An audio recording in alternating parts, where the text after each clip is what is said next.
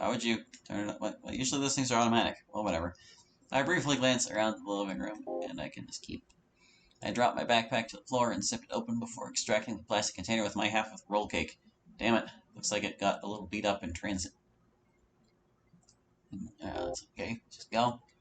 Looks like it's roll cake for dinner. I crack open the container's cover and carry the cake to a cutting board before carving up a copious quantity. That was way too many C's. Or C noises. What the? Who's texting me at dinner time? Hey, Hallie, said someone. Hello, who is this? It's just an eyeball, an orange eyeball. Somebody you know. You look like you're enjoying yourself in home economics. Training to become a housewife one day? Why you'd even take that class in the first place, huh? Or why do you even take that class? You know what everyone's going to think of you. Of course, maybe that's what you want. I don't think I like this person. You're very pretty for a boy, after all. Maybe I should hand you off to the soccer team and let the guys do whatever they want with you. Bet you'd like that, wouldn't you? I blocked the number. Who the hell was that? Shaken, I placed my hand on my chest and breathed deeply in and out before pressing onward. After placing my meal on a plate and stowing the rest away into the fridge for later, I close the door, sling my backpack over my shoulder, and head upstairs. Still face down in my pillow, I feel around in my pants pockets until I take hold of my phone. I wanted to shoot Sayori a text, see about walking her to the train station in the evening. I roll over and hold my phone up above me, tapping on the contact name Sayori before fingering away my message on the screen. Sayori. Quite a message. Ooh, awake? What's up? Ooh, take the train to and from school, right? Sarabatu line, I'm guessing. Yep.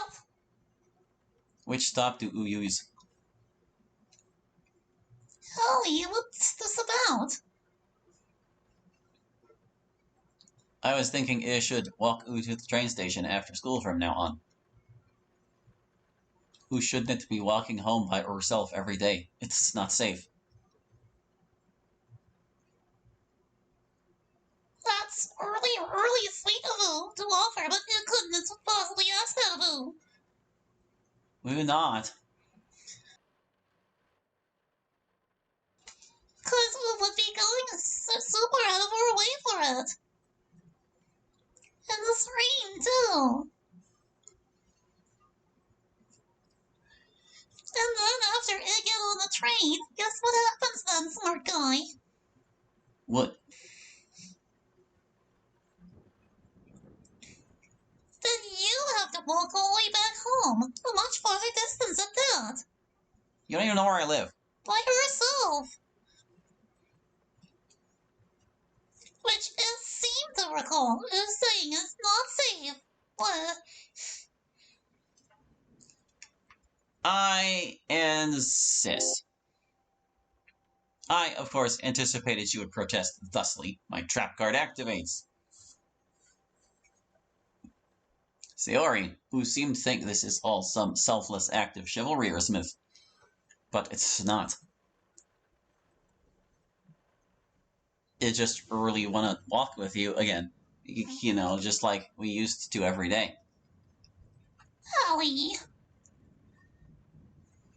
And as for my own safety, I still have Dad's old letter opener. He'll stab a motherfucker who looks at me wrong. Oh, wow. Oh, sure, or not the slasher. These people are lucky it ain't. It'd be the best serial killer ever.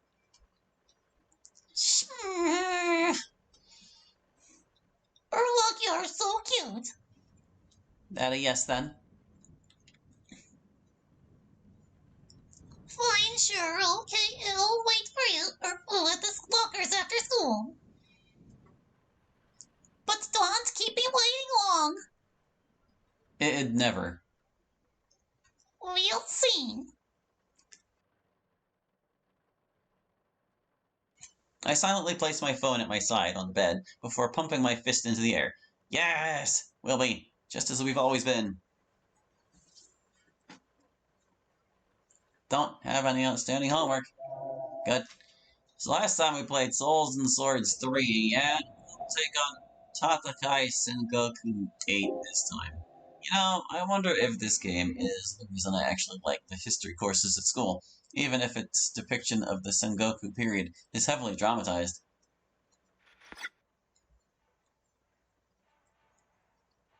One of this game's coolest features is the ability to create your own custom officer to participate in and alter the events of feudal Japan's history. Thus, enter Lord Halley, named after myself, of course, a young samurai in training under General Akechi Mitsuhide, did I say that right? Himself, soon to be perpetrator of the Honoji incident. But I'm not planning on letting Lord Akechi's rebellion end there. With a mere 13 days to his reign as shogun, to this end, I have been sowing seeds of distrust in the neighboring daimyo's domain. Since I'm proficient in persuasion, rumor, and confusion, as well as having the highest int score among all of Mitsuhide's officers, I was quickly granted the title of warlord and given free rein to make whatever political moves I deem necessary. The Hosokawa and Tsutsui clans are my primary targets. I've made sure to ingratiate myself to the former's vassals in order to secure their loyalty, while crippling the latter with political unrest. I'm pretty sure the Tsutsui clan is scripted to always betray Mitsuhide in this scenario, so it's smarter to try and mitigate the threat of their forces. What's more difficult is befriending Hosokawa to such a significant degree that they won't turn their backs on Mitsuhide. Their daimyo is already related to him by marriage of their prospective children. I'm probably botching every one of these pronunciations. It'd be a lot easier if the Hosokawa clan had any unmarried daughters I could offer myself in a marriage pact and strengthen the bond of the clans twofold, but no such luck. It might be a better idea simply to keep buttering up their officers one by one, until they're more loyal to me than to their own clan, which gives me a delicious idea. What if my betrayal is what cuts Mitsuhide's reign short? What if I had a sizable army of my own, strengthened by Hosokawa and Tsutsui both, ready to make myself useful for Hideyoshi? And if I could then sink my claws into Ishida Mitsunari, he wouldn't suspect a thing from a younger, less experienced officer like me. My mind races with all the possibilities, all the betrayals and manipulations. I did all that crazy evil laughing in my head, just so we're clear. I'm not insane.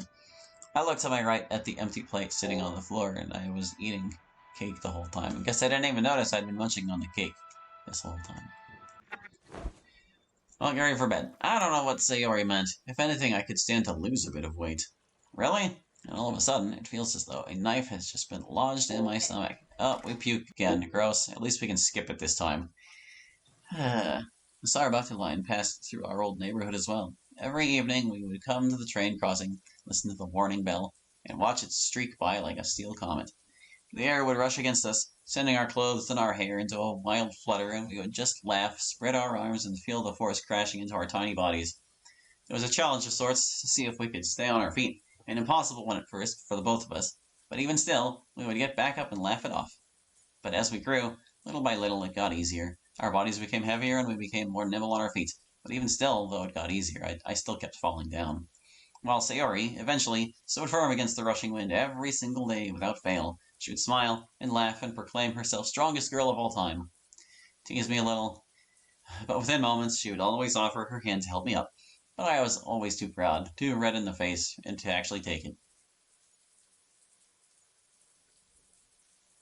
I had no way of knowing, no idea that in a couple of years I would do anything for a single touch of warm sunshine. Sayori, I don't know why you seem to have given up on yourself, but I promise, I haven't given up on you. I'm going to keep at it.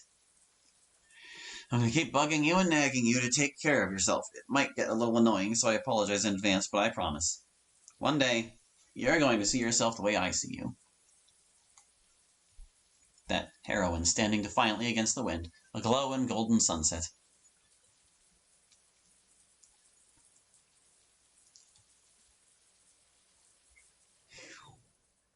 And those are my shower thoughts for the day. Yeah, we're going to check that mirror. I'm going to put a smile on your face until you stop being a dumb bum. Smile.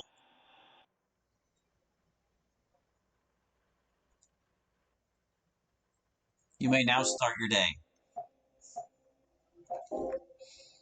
Okay. I choose to believe it's the latter. What was it? So far, she either hasn't noticed or trusts me to be judicious. Oh, okay. I'm never supposed to give me permission to dip my hands in the cash drawers.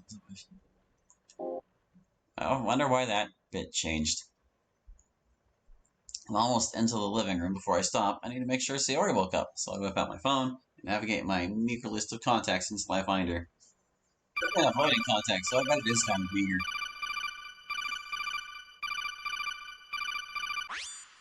Aw, good morning, Holly. Hey, good morning. I see you're actually awake this time. Meanie. Aw. Although only barely. Yeah, still better than yesterday, though, am I right? Far better. Does this mean I can retire from my position as your personal alarm clock?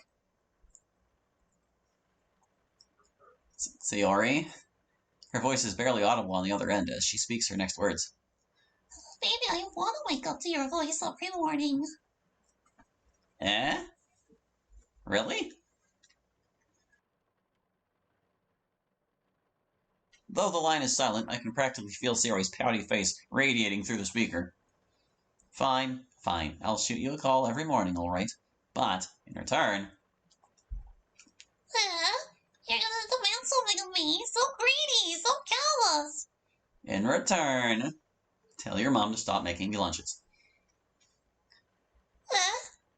I swear, if you say that it sucked... No, I absolutely loved it. Then what's the deal? I don't eat food. I just don't want to be a bother to her. Allie. It's fine, really. Tell her she doesn't need to worry about me. Tell her I've gotten fat or something. Okay. Here's Sayori's suppression tip of the day. Huh? What? Shush. You see, when people know what you're like, they're gonna start fussing over you no matter what.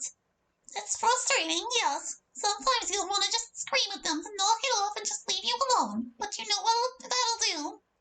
That's right. They'll start worrying and fussing even more. And then, in your attempt to save them trouble, you just end up creating more trouble for the both of you. At some point, you learn that sometimes you need to make concussions. I think she means concessions. Fussing over you makes them feel better, and you don't want to make them feel worse, do you?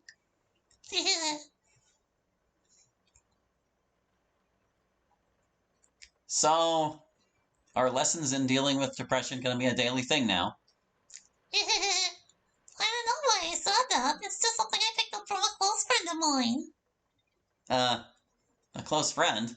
Monica also exists. Ellie, even over the phone I can smell the jealousy on your breath. Sorry. Don't worry so much. I think you'd like her anyway. At least it's a her. Well, I like most people. Do you, though? They just don't like me back. Oh, okay, is that how that is? Anyway, you should probably start getting ready. I probably should. I'm still in my jammies. Sayori, get up right now. Hee. See ya, Holly. Yeah, see ya. Despite my frustrations, I could hear it in her voice. Sayori was smiling. So, mission accomplished. As usual, there you go. We're not gonna look at that TV. No. Who cares? I don't care. Although I guess we might have gotten a different news report. Well, no, why would the news report be any different? Just because we didn't witness the accident. I'm saying I'm still not understanding. Before exiting, I peered to my left at the thermostat to make sure I set it to a reasonable temperature this morning. Fortunately, I did. Maybe your house is having problems because, like, the window's still broken or something. Did you ever fix it? Was it fixed? I forgot to look while we were in that room. As I make my way up the Seaside Road's inclined sidewalk, I take my phone out of my pocket again and begin absent-mindedly staring at the list of contacts and their associated texts and calls. It's been so long since I've actually used this phone as a phone, rather than merely a portable web browser. Natsuki gonna smank ya? It's been so long since anyone has actually wanted to talk to me. Of course, who else would it be but Sayori? Yeah, here it comes. Where do you think you're going, doofus? Where do you think you're going?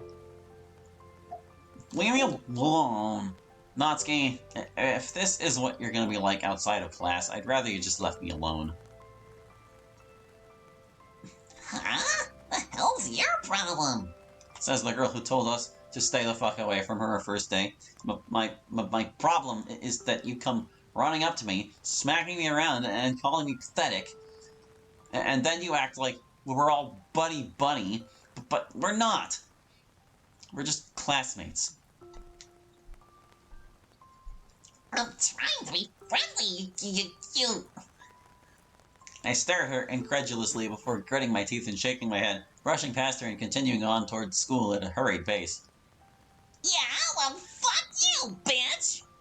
I hear Natsuki's voice scream out behind me amidst the falling rain as I continue forth, not looking back. I clasp my hand over my mouth to keep a frightened yelp inside, my eyes threatening tears. We'll be friendlier with Natsuki next time. Just keep walking forward. Just keep walking forward. She's not going to come after you. I'm over on the school grounds. Thank goodness for that.